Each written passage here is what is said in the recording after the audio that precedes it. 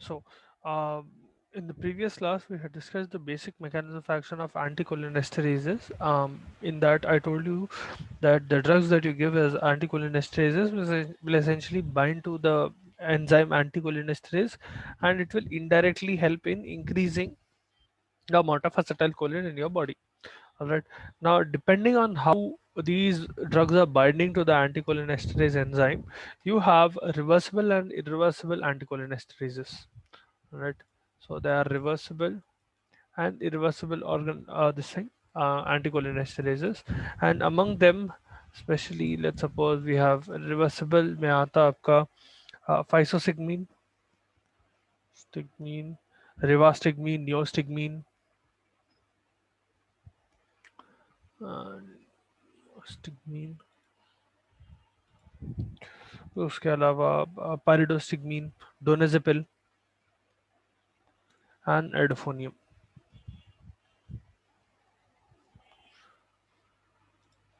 Okay, irreversible में there are two classes, two subclasses. One are called organophosphates. Organophosphates will include malathion, sumithion, toxic nerve gases like sarin और tabun और them. Ecothiophyte भी आता है इसमें.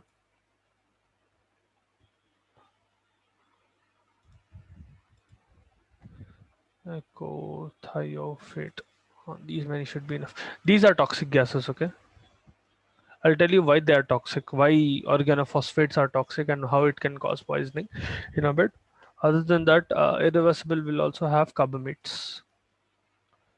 Carbamates में आता है आपका carbyl,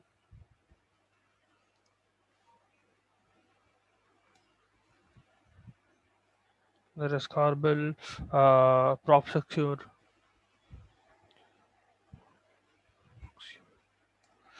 You also have aldecarb. Okay, so this is the basic classification of anticholinesterases. Okay, cholinergic drugs will be divided into esters of choline. You will have natural, esters of choline, synthetic esters of choline. Sorry, cholinomimetic alkaloids like pilocarpine and muscarine, and anticholinesterases. Anticholinesterases are further divided into reversible and irreversible anticholinesterases. Reversible के ये examples है. Irreversible will have two more types, organophosphates and carbamates, and those are the examples under them. Now, coming to the basic mechanism of action, that day I told you they will bind to the anticholinesterase enzyme, right? I'll show you the image how it will bind and what will happen. So this is how acetylcholine essentially binds with as anticholinesterase enzyme and gets deactivated. So this is what normally happens. Okay, inside your synapse, what is happening is um, anticholinesterase enzyme will start acting on acetylcholine once that acetylcholine molecule has done its job. Okay, in the synapse, that acetylcholine molecule will be broken down into choline molecule and acetic acid. Okay, that is the function of acetylcholinesterase. Once the breakdown has occurred, this will occur within milliseconds. Very very fast process. As soon as acetylcholine is binding to ACHE enzyme, ACHE is acetylcholinesterase. Okay, as soon as it binds to ACHE, it will break down and the binding is reversed. Okay, that's simple. Now, यहाँ पर acetylcholinesterase enzyme has two sites. The enzyme itself has two different sites on it. There is an anionic site and an esteratic site. Okay.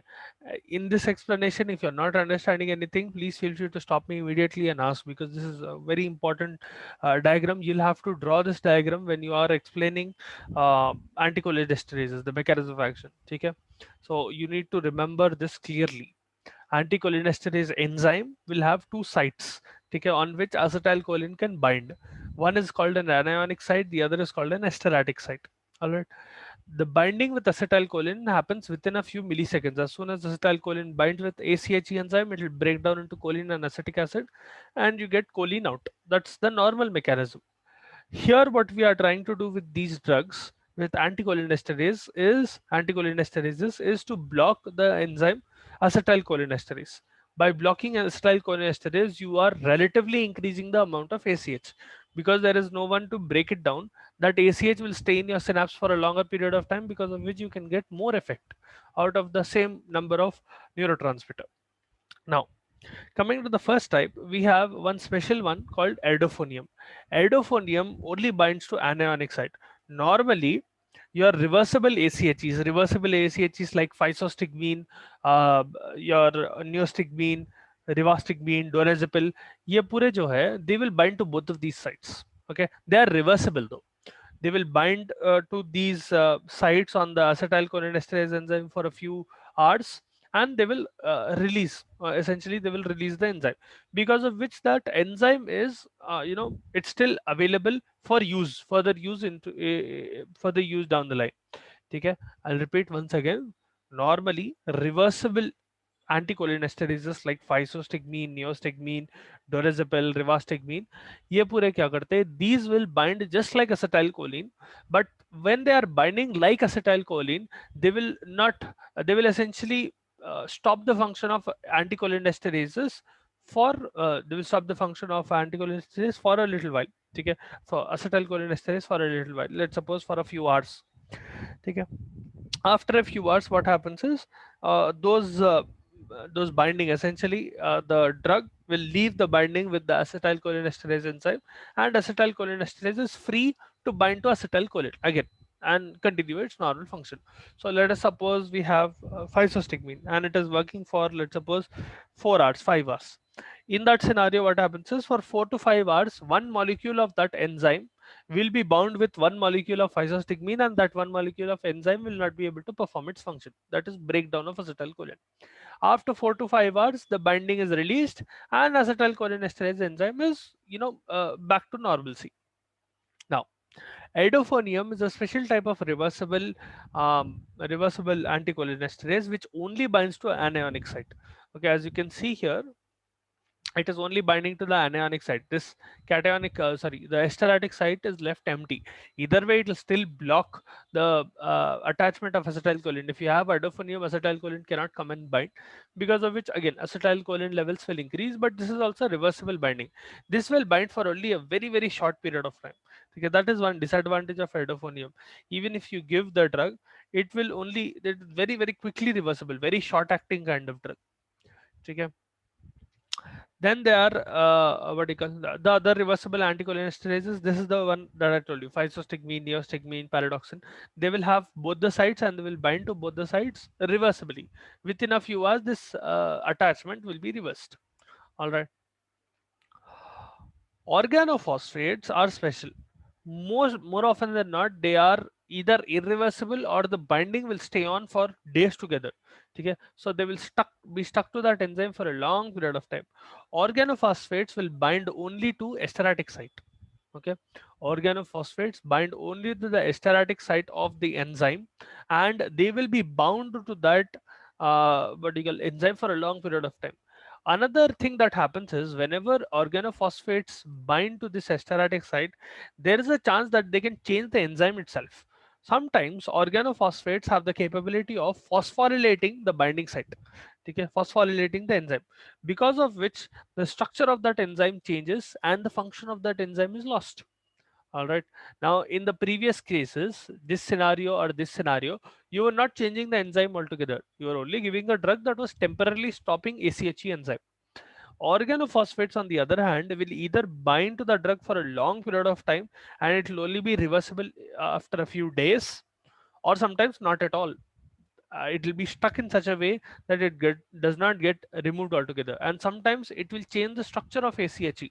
If it is changing the structure of ACHE, even if it is coming out of ACHE enzyme, that ACHE cannot bind to acetylcholine anymore. It is basically changing the structure of that enzyme, rendering it useless. Okay, that molecule is not useful anymore.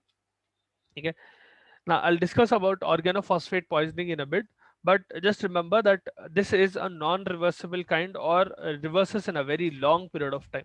I'll tell you why the problem occurs in a bit. Okay, did you understand this diagram and the working of this diagram?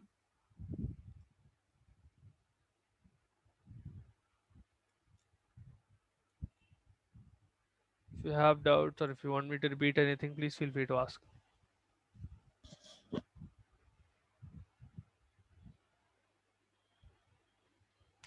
Okay.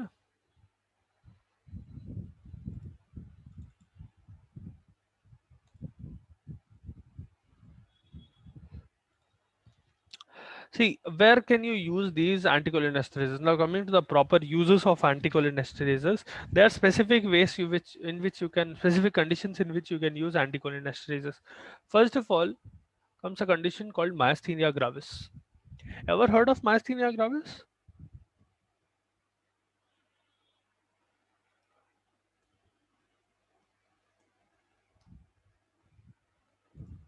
No, आप No, लोगों को sir. नहीं, आप लोगों को सी उसमें भी है शायद, एमएसएन में ही है. In quite a lot of detail, you'll find that a lot of diseases that you read in pathology will be repeated in this thing as well. Okay, anyway, myasthenia gravis is a very special kind of autoimmune condition. ठीक है. And this is special because यहाँ पर autoimmune condition का मतलब ये है your immunity is attacking your own cells or some part of your body. All right. Here your body starts making immunoglobulins against nicotinic receptors.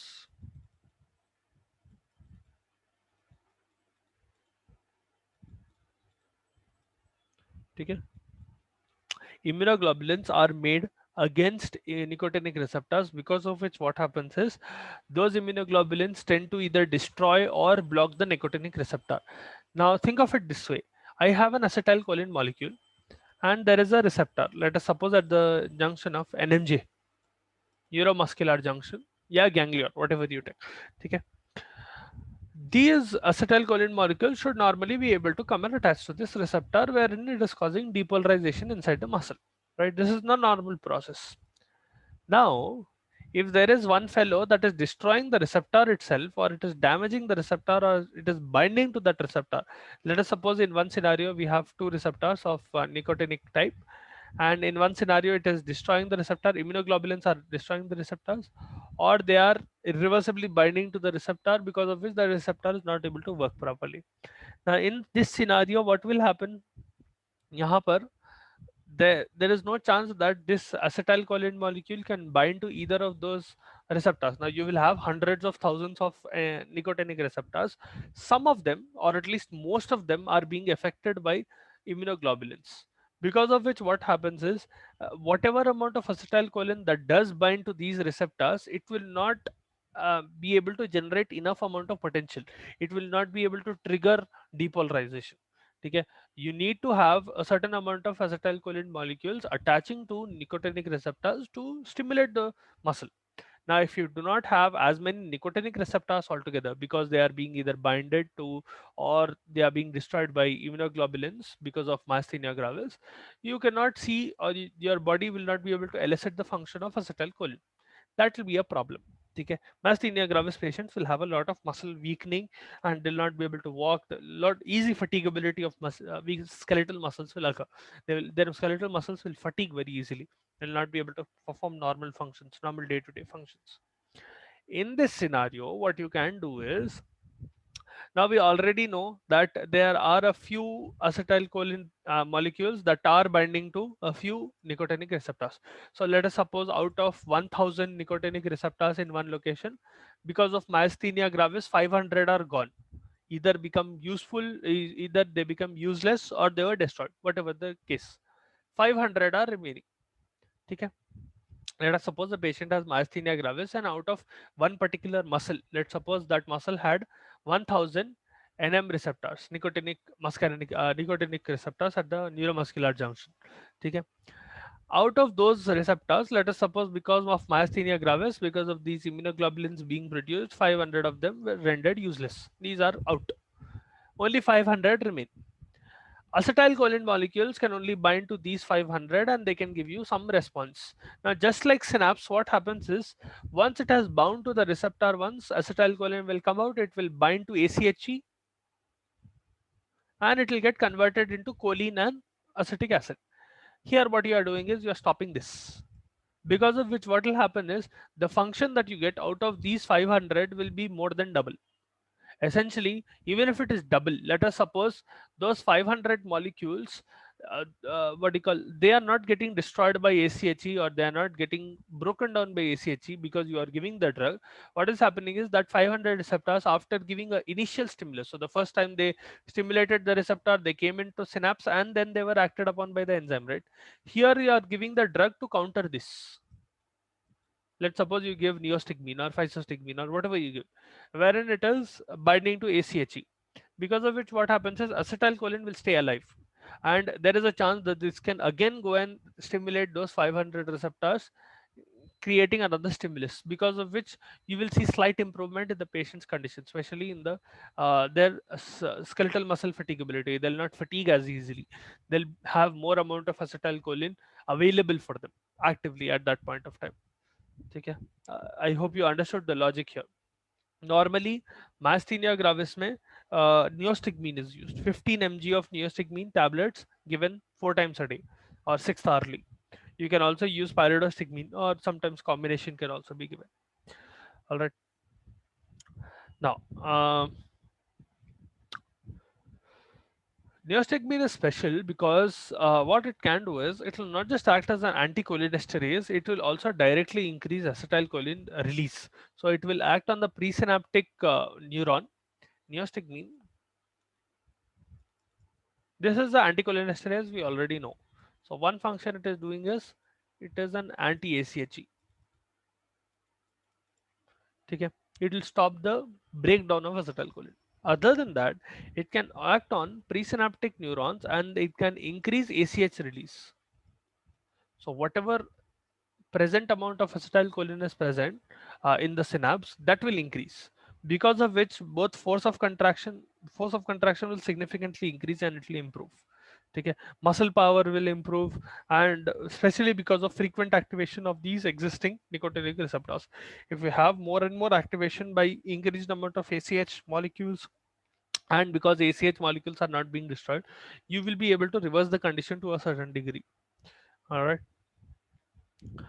Now, other than Myasthenia gravis, you can use it as a myotic agent, especially to decrease intraocular pressure, to treat spasm of accommodation, glaucoma में specifically आप use कर सकते हैं ये drugs को. Very good use. You can use it in poisoning due to anticholinergics. One thing you should remember is cholinergics can be used as a antidote for anticholinergic poisoning, or anticholinergics can be used as an antidote for cholinergic poisoning, because they are they are against each other. Okay, we have cholinergic drugs. What we have been discussing till now are cholinergic drugs, drugs that will increase acetylcholine levels. Okay, cholinergic drugs, and then there is anticholinergic drugs as well. We'll discuss that in a short bit. These two are literally opposite to each other. Okay, so let us suppose there is poisoning because of cholinergic drugs, you can use anticholinergics, or if there is poisoning due to anticholinergic drugs, you can use cholinergics. That is one very simple use of these drugs. Cholinergic drugs can be used in poisoning due to anticholinergics. You can also use it in curare poisoning. Curare is a special type of alkaloid, causes skeletal muscle poisoning, skeletal muscle paralysis. Sorry. Also, cobra bite poisoning. Cobra bite also has a similar effect to curare. Some cobras will have curare in the poison. So, if you are not able to find specific antivenin, ever heard of antivenin or antivenom?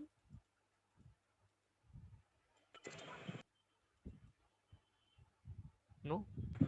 The snake bite resistant हाँ, snake bite के against. Now, if antivenom. you are able to identify the snake that bit you, there are specific antivenins for specific snakes. Okay, not for non-poisonous snakes, but for poisonous ones.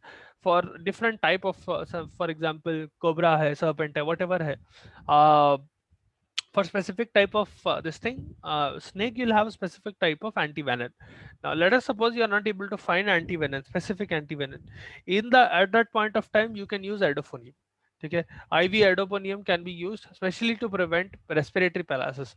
Whenever there is this thing, cobra bite or whenever there is a snake bite, if you are not if you are not able to rush the patient to the hospital quickly and give them initial treatment, there is a chance that there can be neurotoxicity or there can be respiratory toxicity, specifically respiratory paralysis. If there is respiratory paralysis, the patient will die. Okay, if they are not able to breathe, they will obviously die. So to avoid respiratory paralysis, you can give edofonium. Even though it will only act for a short period of time, that is enough. Okay, IV edofonium is generally given. You can repeat the dose if you want to. Also, it can be used in Alzheimer's disease. Okay, Alzheimer's disease में there is deficient cholinergic transmission. So in that scenario, you can use rivastigmine or you can use donazepam. Both of them will work in Alzheimer's. All right. Now coming to organophosphates, that is irreversible anticholinesterase. As I told you, these will bind to the esteratic site and they will phosphorylate the enzyme. One very important thing about organophosphates is that it is highly lipid soluble.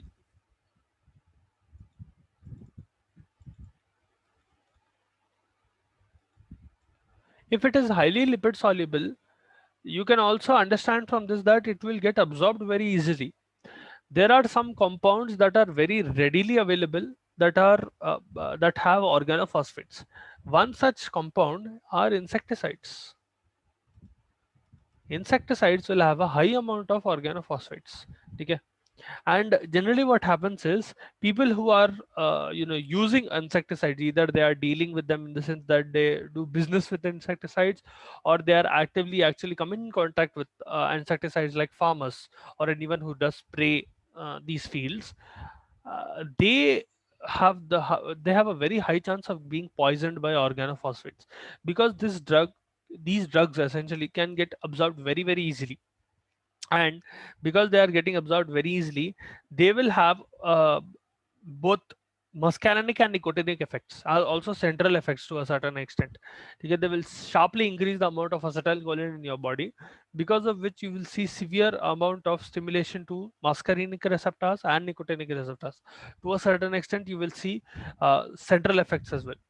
The patient will generally have vomiting, abdominal pain, abdominal cramps specifically, diarrhea, meiosis. So everything that occurs because of acetylcholine will be dialed to 10. So your cholinergic function will become extremely high to a certain extent, where salivary secretions, gastric secretions, tracheobronchial secretions, all of them will severely increase. The patient will have bronchospasm. A patient will have severe hypotension, muscle twitching, weakness, convulsions. Sometimes patient might go into coma, and if it is not controlled in time, it can lead to death. That death will especially occur because of respiratory paralysis,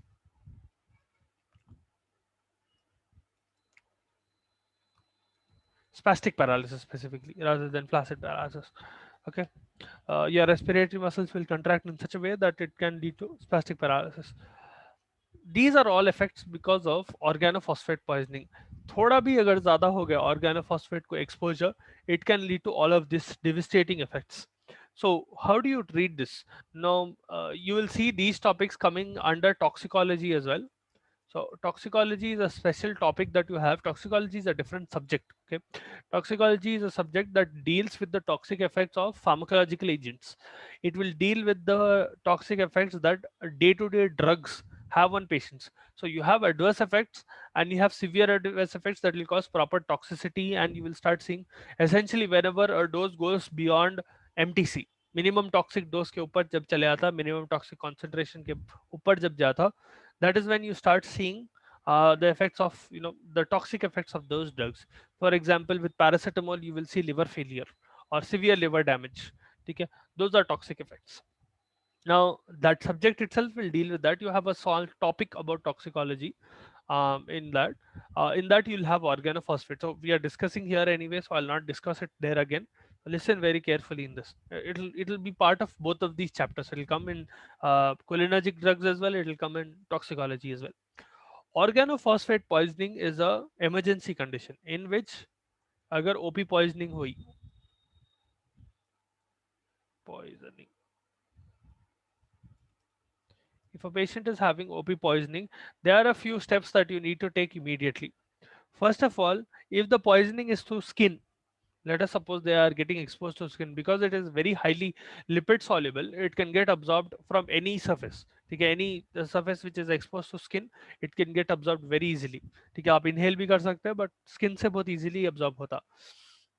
If you remember, I told you any drug that is lipid soluble will have very good absorption, very good distribution, because your membranes will have lipids. The body membranes will have lipids. अगर hydrophilic agent है या hydrophilic drug है, it will have a hard time getting absorbed and distributed. Because these organophosphates are lipid soluble, poisoning can occur very easily. What you need to do is, if the poisoning is through skin, remove the clothing and wash the skin with soap and water. Okay. First of all, remove clothes and wash the skin with soap and water. You'll immediately know when the patient is having OP poisoning. They'll show all of these effects. They'll have immediate convulsions. They'll have increased gastric acid secretion, sweating, meiosis, abdominal cramps. They'll start vomiting, or they'll have severe nausea.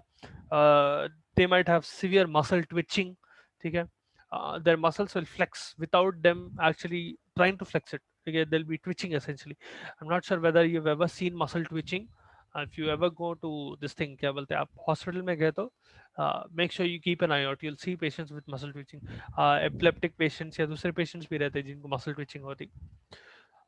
So those are generally effects. तो आप क्या करते हैं, soap and water से wash करते हैं. If it is orally consumed,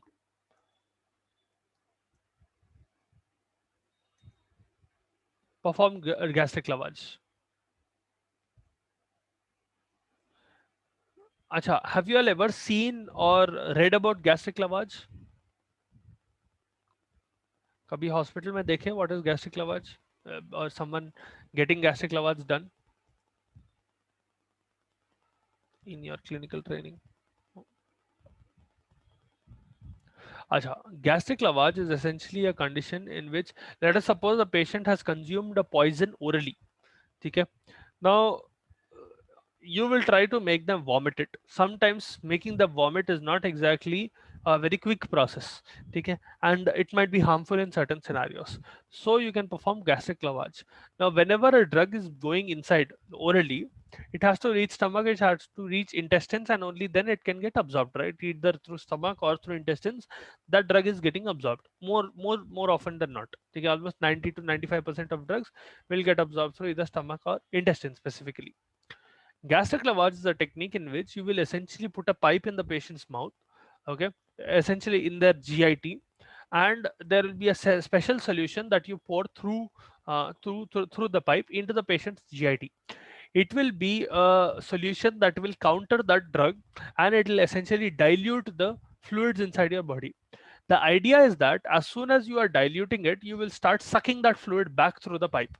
So initially what you do is you pour a little bit of fluid that will start acting against that drug which is poisoning the patient, and then you suck that fluid back inside. By doing so, what you are doing essentially is decreasing the time where it is exposed to your GIT and where it has a chance to get absorbed inside your this thing, absorbed inside your body or systemic circulation. I hope you get the idea. What you are doing is you're putting a pipe in. Let's suppose there is a patient, X patient, who consumed a drug orally. Now, once they have consumed the drug orally, you are putting, you have to do this immediately, okay, before the drug can actually have a chance to get absorbed. Put the pipe inside, immediately give a counter agent through that pipe. Generally it will be an NaCl or some special fluid specific to that poison. You'll dilute it, you'll wait for a few seconds, and you'll immediately suck it back out. Okay, you'll use the pipe to suck it out. What happens because of this is there is minimal exposure to the drug and minimal chance that the drug can actually get absorbed through your uh, membranes essentially into systemic circulation. That is gastric lavage. Okay. Other than that, you have to give atropine. Also, very important, make sure that the patient is in prone position, because what happens is, because their this thing, salivary excretion, gastric excretions, gastric secretion, salivary secretion, all of these are increasing. it can cause aspiration in the patient. Okay, they might aspirate this secretion and might lead to pneumonia and lung damage. So you'll make the patient lie down in a prone position, face down position. Okay, make sure you're maintaining their blood pressure and airway. uh, Give atropine IV 2 mg. This is given every 10 minutes till your pupils will dilate.